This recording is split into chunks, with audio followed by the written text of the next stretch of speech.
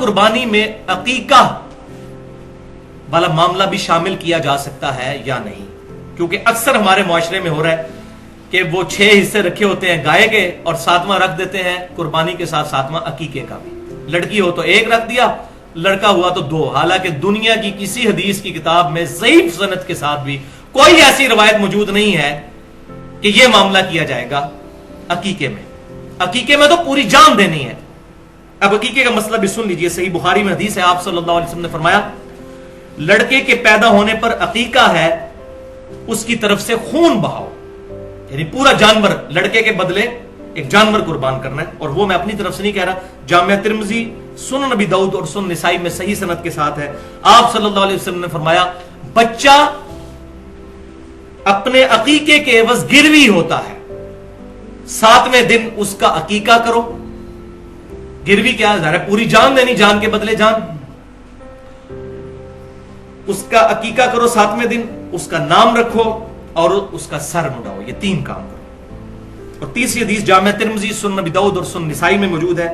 آپ صلی اللہ علیہ وسلم نے فرمایا لڑکے کی طرف سے 2 بکریاں یا بکرے اور لڑکی کی طرف سے 1 کرو. اور جامعہ ترمذی میں ڈیٹیل ساتھ موجود ہے کہ آپ صلی اللہ علیہ وسلم نے فرمایا کہ اس میں نر اور مادہ میں کوئی مسئلہ نہیں, نر بھی کر سکتے ہو اور مادہ بھی. ہمارے اہل تشیع بھائی جو ہیں وہ عقیقے اور قربانی میں صرف نر کے قائل ہیں, لیکن یہ حدیث ہمارے پاس موجود ہے کہ نر اور مادہ دونوں کی قربانی لگ سکتی ہے. البتہ نر کا ہونا زیادہ بہتر ہوگا کیونکہ سیدنا اسماعیل علیہ السلام کے لیے مینڈا ہی اتارا گیا تھا آسمان سے. تو یہ عقیقے والا مسئلہ میں نے کلیئر کیا. تو سنن الکبریٰ البہیقی میں صحیح سند کے ساتھ موجود ہے کہ آپ صلی اللہ علیہ وسلم نے اعلان نبوت کے بعد اپنا عقیقہ کیا.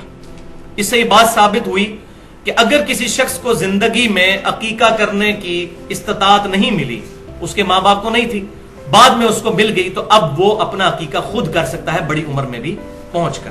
لیکن جان بوجھ کر لیٹ کرنا, جی منڈے دا چاچا آ رہا ہے تو منڈے دا تایا پہ آندا ہے باہروں تو عید تو بات کریں گے, فلانے تو بات کریں گے, یہ بات نہیں. ورنہ وہ اس کے بعد تو عام صدقہ ہوگا. 7ویں دن ہی عقیقہ کرنا ہے. یعنی بچہ اگر سوموار کو پیدا ہوا تو عقیقہ اتوار کو ہوگا, بچہ اگر اتوار کو پیدا ہوا تو عقیقہ ہوگا ہفتے والے دن, 7ویں دن. اور رات میں اگر بچہ پیدا ہوا ہے تو وہ اسلامی دن جو ہے وہ مغرب سے شروع ہو جاتا ہے, اس کا بھی اعتبار کرنا ہوگا. پوائنٹ نمبر 7, قربانی کا وقت کب شروع ہوتا ہے؟ تو صحیح بخاری اور صحیح مسلم میں حدیث ہے کہ آپ صلی اللہ علیہ وسلم نے بیان فرمایا کہ جس نے عید سے پہلے ذبح کیا اس نے اپنے اور اپنے گھر والوں کے لیے ذبح کیا, اور جس نے عید کے بعد ذبح کیا, عید کی نماز ہونے کے بعد, نماز پڑھنے کے بعد, اس کی قربانی مکمل قربانی ہے اور مسلمانوں کے طریقے پر ہے. جبکہ دوسری حدیث صحیح بخاری اور صحیح مسلم میں ہے کہ جو شخص عید سے پہلے قربانی کر لے تو وہ بعد میں دوبارہ قربانی کرے. اب اس سے بھی بات ثابت ہوتی ہے کہ یہ بڑی تاکیدی سنت ہے, ورنہ دوبارہ کرنے کی ضرورت ہی کوئی نہیں تھی. تو فرمایا دوبارہ کرے, بخاری اور مسلم میں ہے. پوائنٹ نمبر 8, آپ صلی اللہ علیہ وسلم کی صحیح مسلم میں حدیث ہے کہ آپ صلی اللہ علیہ وسلم نے فرمایا کہ اللہ نے ہر شے پر احسان کرنے کا حکم فرمایا ہے, لہٰذا جب تم ذبح کرنے لگو تو اچھے طریقے سے ذبح کرو اور اپنی چھری کو بھی تیز کر کے جانور کو آرام پہنچاؤ. کھنڈی چھری نہ پھیری جائے, تیز چھری. اور اس میں بھی پورا پھر جانور نہیں کاٹا جاتا, اسپائنل کارڈ تک کاٹا جاتا ہے, اس کو چھوڑ دیا جاتا ہے تاکہ جانور جو ہے اس کے اندر اس کے سر سے جو سگنل نکلنے ہیں پورے جسم کے ساتھ رشتہ برقرار رہے. تو وہ تھوڑا کانپتا ہے تو جسم کی نسوں میں جو خون ہے وہ بھی باہر نکل جاتا ہے, جو بیمار خون, بیماریاں پیدا کرنے والا خون ہے. یہی ذبح کے اندر حکمت ہے. تو جھٹکے والا جو ہے معاملہ یہ اسلام میں نہیں ہے. اب اسی کانٹیکسٹ میں ایک حدیث ہے مصنف عبد الرزاق کے اندر کہ سیدنا عبداللہ بن عمر رضی اللہ تعالی عنہما اس جانور کو کھانا مکروہ سمجھتے تھے جسے قبلہ رخ کر کے قربان نہ کیا گیا ہو. حرام نہیں, مکروہ, کراہت سمجھتے تھے. قربانی تو ہو جائے گی لیکن وہ ذبیحہ, ایسا ذبیحہ جو قبلہ رخ ہو وہی بہتر ہے. لہذا جب مرغیاں لینے بھی جائیں تو اس وقت بھی اہتمام کر لیا کریں, قبلہ رخ کریں. لیکن اگر کوئی نہیں کرتا تو قربانی جو ہے یا اس طریقے سے ذبیحہ تو ہو جائے گا. الحمدللہ ساری امت اسی پر عمل کرتی ہے کہ اس کی ٹانگیں جو ہیں وہ باندھ کر جو ہے وہ قبلہ رخ کر دی جاتی ہیں, پھر اس کی گردن بھی, تاکہ قبلہ رخ اس کا ہو. پوائنٹ نمبر 9, تکبیر کے الفاظ کیا ہو. تو صحیح بخاری اور صحیح مسلم کی متفق علیہ حدیث ہے، آپ صلی اللہ علیہ وسلم نے 2 چتکبرے مینڈھے قربان کیے، اور آپ صلی اللہ علیہ وسلم نے ان کو زمین پر لٹا کر ان کے پہلوؤں پر اپنا پاؤں مبارک رکھا، پھر آپ صلی اللہ علیہ وسلم نے بسم اللہ اللہ اکبر پڑھ کر اپنے مبارک ہاتھوں سے ان کو قربان کیا۔ تو یہ تکبیر متفق علیہ ہے اہل سنت اور اہل تشیع کے ہاں، بسم اللہ واللہ اکبر، اللہ کے نام کے ساتھ، اور اللہ کے لیے ہی تمام بڑائیاں ہیں۔ صحیح مسلم میں حدیث ہے کہ سیدہ عائشہ کہتی ہیں کہ آپ صلی اللہ علیہ وسلم نے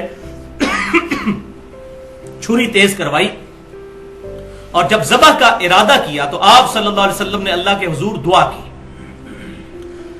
بسم اللہ، اللہ کے نام کے ساتھ، اللہم تقبل من محمد صلی اللہ علیہ وسلم و آل محمد صلی اللہ علیہ وسلم، اے اللہ اسے قبول فرما محمد صلی اللہ علیہ وسلم کی طرف سے اور آل محمد صلی اللہ علیہ وسلم کی طرف سے، یعنی پورے گھر کی طرف سے، اور آپ صلی اللہ علیہ وسلم کی کم از کم 9 بیویاں تو تھی، پورے گھر والوں کی طرف سے آپ صلی اللہ علیہ وسلم نے ایک، اس میں الفاظ موجود ہے، سینگوں والا چتکبرا مینڈا قربان کیا، اور ساتھ ہی حضرت عائشہ نے بتایا چتکبرے سے مراد یہ ہے کہ اس کی پیٹ، آنکھیں اور ٹانگوں پر کالے نشانات تھے، جس کو ہم کہتے ہیں کالا چٹا، چتکبرا مینڈا قربان کیا، اور پھر فرمایا اللہم تقبل من محمد و آل محمد و من امت محمد صلی اللہ علیہ وسلم، اور ساتھ فرمایا امت محمد صلی اللہ علیہ وسلم کی طرف سے بھی اللہ قبول فرما۔ یہ صحیح مسلم کے الفاظ ہیں۔ لہذا یہاں پر جو آپ صلی اللہ علیہ وسلم نے پوری امت کا ذکر کیا تو یہ آپ صلی اللہ علیہ وسلم کی خصوصیت ہے، کیونکہ آپ صلی اللہ علیہ وسلم پوری امت کے روحانی باپ ہیں۔ النبی اولا بالمؤمنین من انفسہم، نبی صلی اللہ علیہ وسلم مومنین کی جانوں سے بھی زیادہ ان پر حق رکھتے ہیں، اور آپ صلی اللہ علیہ وسلم کی بیویاں امت کی مائیں ہیں، تو اگر وہ امت کی مائیں ہیں تو آپ صلی اللہ علیہ وسلم امت کے روحانی باپ ہیں۔ سورۃ الاحزاب کی آیت ہے، اس کے تحت اب کوئی شخص یہ نہیں یہ دعا پڑھ سکتا کہ پوری امت کی طرف سے قبول فرما، ورنہ تو باقیوں کی طرف سے قربانی گئی نا۔ تو یہ آپ صلی اللہ علیہ وسلم کی خاصیت ہے۔ اسی کانٹیکسٹ میں اگلا پوائنٹ نمبر 10 ہے، یہ روایت ہے جس کی وجہ سے تھوڑا ایشو آج کل چل نکلا ہے، وہ جامعہ ترمذی اور سنن نبی داؤد میں ہے، اور یہ ضعیف روایت ہے، اور یہ وہ روایت ہے جس میں وہ سکم ہے جو میں پہلے بیان کر چکا کہ سیدنا علی رضی اللہ تعالیٰ عنہ کہتے ہیں کہ آپ صلی اللہ علیہ وسلم نے مجھے وصیت فرمائی تھی کہ میں ہر سال ایک مینڈا آپ صلی اللہ علیہ وسلم کی طرف سے قربان کروں، تو 2 مینڈے سیدنا علی رضی اللہ تعالیٰ عنہ دیا کرتے تھے، ایک اپنی طرف سے اور ایک آپ صلی اللہ علیہ وسلم کی طرف سے، آپ صلی اللہ علیہ وسلم کی وفات کے بعد۔ تو اس حدیث میں وہی شریک بن عبداللہ القاضی جو ہیں وہ مدلس راوی ہیں اور ان سے روایت کر رہے ہیں، اور مدلس کی ان والی روایت ضعیف ہوتی ہے جب تک سما کی تصریح نہ ہو۔